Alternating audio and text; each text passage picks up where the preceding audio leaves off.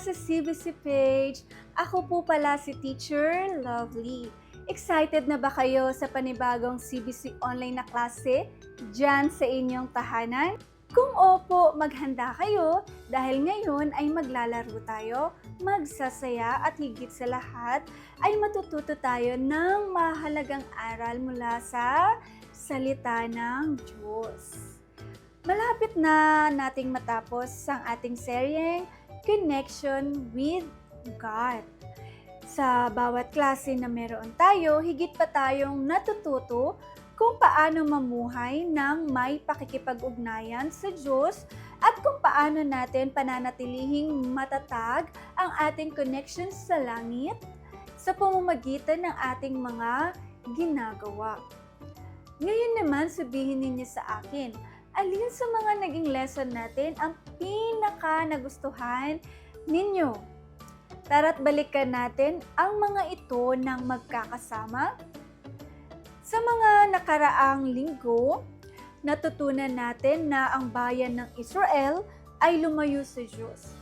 Kaya nagkaroon ng napakaraming problema. Dumating pa ang mga balang na sumira sa kanilang mga pananim. Doon ay tinawag ng Diyos ang isang natatanging tao na ang pangalan ay Joel. Isa siyang propeta. Ibig sabihin siya ang tagapagsalita ng Diyos. Binalaan ni Joel ang mga tao na kailangan nilang manumbalik sa Diyos ng buong puso. At iyon nga ang kanilang ginawa. Nagsisi sila sa kanilang mga kasalanan at nagpasyang sumunod sa Panginoon. Pagkatapos noon, ay nagbigay ang Diyos ng isang napakagandang pangako. Gusto niyo bang malaman kung ano iyon? Pumunta muna tayo sa ating connecting activity.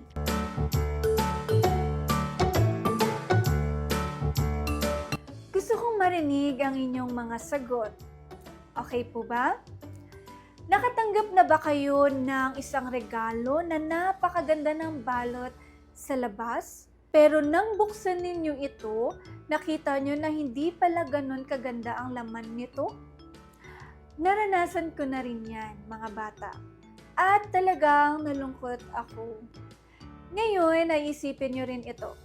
Nakakita na ba kayo ng isang maliit na halaman na halos matuyo na dahil sa tuyong lupa?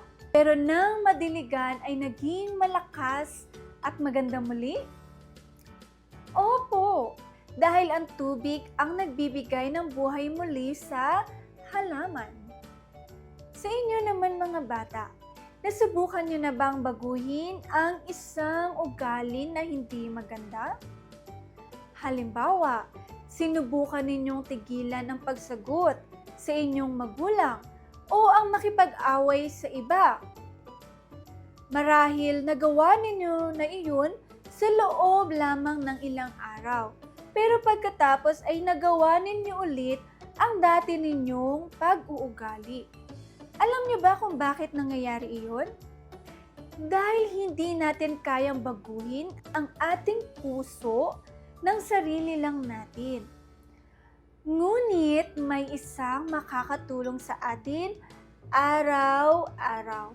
At iyan mismo ang ating pag-aaralan o pag-uusapan ngayon. Sinabi ng Diyos kay Joel na hindi lamang niya muling palalaguin ang damo. Mayroon pa siyang gagawing mas dakila. Ibibigay niya ang kanyang banal na espiritu sa lahat ng tao. Napag-usapan na natin ito, ilang linggo na ang nakalipas tungkol sa araw ng Pentecost. Naalala niyo po pa ba ito? At alam niyo ba kung ano ang pinakamagandang parte ng pangakong ito? Kasama rin dito ang mga bata. Matapos matanggap ng mga tao ang banal na espiritu, alam niyo ba kung ano ang nabago? Hindi lamang muling naging luntian ang tuyong lupa o muling umagos ang tubig sa mga ilog. Ang pinakamalaking pagbabago ay nangyari sa kanilang loob. Isipin ninyo, saan nagsisimula ang pagsisinungaling? Saan nanggagaling ang galit, pagsuway at masasamang pag-iisip? Lahat ng ito ay nagsisimula sa ating puso. Kung wala ang banal na Espiritu, maaari nating subukang maging mabuti sa sarili nating lakas. Ngunit ang ating lakas ay parang mahinang baterya. Mabilis itong nauubos. Kaya bumabalik tayo sa paggawa ng mga maling bagay.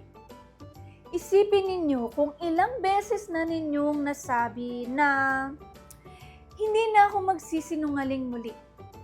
Pero makalipas na naman ang ilang sandali, nakapagsinungaling ka na naman.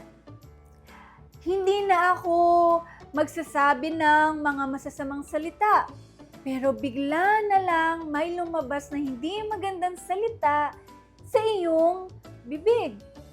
Hindi na ako susuway, pero sa unang pagkakataon, nakagawa ka na naman ng isang bagay ng pagsuway. Ang totoo, hindi natin kayang baguhin ang ating sarili ng sarili lang nating lakas.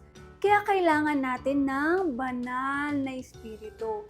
Siya lamang ang makakatulong sa atin at magbibigay ng lakas upang magawa natin ang tama. Sa Biblia, sa Joel chapter 2 verse 28, nangako ang Panginoon sa kanyang bayan. At pagkatapos, ibibigay ko ang aking espiritu sa lahat ng tao. Dahil sa pangakong ito, kahit bata ka pa, maaari mo ring tanggapin ang banal na espiritu. At kapag siya ay nananahan sa loob mo, matatanggap mo ang pinakamagandang pagkakakilanlan sa lahat. Ikaw ay pinoprotektahan ng Hari. Aalagaan ka ng Diyos, gagabayan ang bawat hakbang mo, babaguhin at lilinisin ang iyong puso, at poprotektahan ka sa lahat ng oras. Ngayon naman ay inanyayahan ko kayong nasa tahanan ninyo na manalangin kasama ko. Hihilingin natin sa Diyos na matupad sa inyong buhay ang pangakong ibinigay niya kay Joel at na matanggap ninyo ang banal na Espiritu. Tara't ipikit ninyo ang inyong mata at ilagay ang kamay sa inyong puso. Panginoong Jesus, hinihiling namin sa iyo na tulungan mo ang bawat batang ito na maisabuhay nila ang lahat ng kanilang natutunan dito ngayon. At naway matanggap nila ang iyong banal na Espiritu. Nang sa ganon ay magiging isang bata sila na pinoprotektahan mo at magkakaroon ng gabay mo o ng patnubay mo sa kanilang tahanan, sa paaralan, kasama ng kanilang pamilya at nasaan man sila. Manatili po kayo sa kanilang piling araw-araw. Ama, tulungan mo sila na matanggap ang iyong banal na Espiritu. Patawarin mo sila sa kanilang mga pagkakamali at mga pagkukulang. Alisin mo po ang lahat ng mga masasamang kaisipan at aking Diyos, lahat ng mga bagay na hindi ayon sa iyong kalooban. Inilalagay po namin ang aming buhay sa iyong kamay at pagpalain mo ang bawat tahanan at pamilya na nananalangin kasama namin dito ngayon. Ito po ang aming panalangin sa pangalan ni Jesus. Amen. Salamat sa Diyos. At ngayon naman, handa na ba kayong isabuhay ang lahat ng ating natutunan ngayon? Pagsasanay. Diyan sa inyong tahanan, kumuha ng isang malinis na papel. Sa isang bahagi ng papel, gumuhit o sumulat kung ano ang buhay ng isang taong walang banal na espiritu. Sa kabilang bahagi naman ay gumuhit o sumulat kung ano ang buhay ng isang taong mayroong banal na espiritu. Pagkatapos, tignan mong mabuti ang iyong ginawa at sagutin ang tanong na ito. Alin sa dalawang buhay na ito ang nais mong magkaroon? Ingatan ang iyong drawing o isinulat.